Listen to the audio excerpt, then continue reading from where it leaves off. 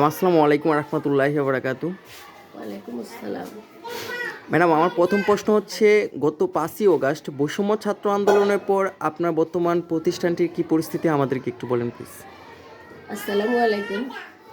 আমাদের স্কুলে আল্লাহর রহমতে ওই 5ই আগস্টের ইয়েতে কোনো রকমের কোনো সমস্যা হয় নাই।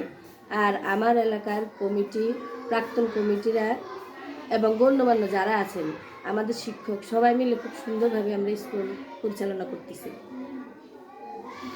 আর আমার দ্বিতীয় প্রশ্ন হচ্ছে, ম্যাডাম, আপনি একজন সম্মানিত প্রধান শিক্ষিকা।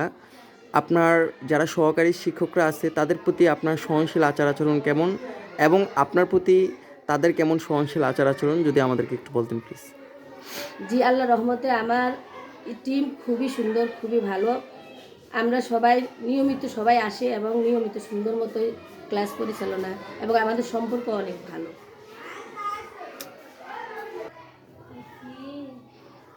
দ্বিতীয় প্রশ্নতে আমি বলতেছি, আমাদের স্কুলটা একটা পরিবারের মতোই।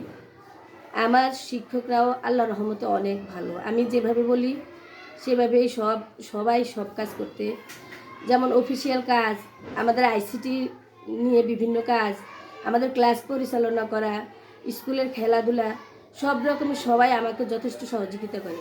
আর আমিও সবার প্রতি অনেক সহনশীল, কারণ স্যাররা যখন ছুটি ছাটা চাইবো আমি তাদেরকে দিতে বাধ্য। কোনো রকমের কোনো ছুটিতে আমি কখনো কার্পণ্য করি না। তবে আমার কাজও ওনারা সুন্দরভাবে সুষ্ঠুভাবে সবাই সবসময় করতে রাজি। ধন্যবাদ। ধন্যবাদ আপনাকে। নিয়াজ নিউজ টিভির পক্ষ থেকে আন্তরিক শুভেচ্ছা ও অভিনন্দন।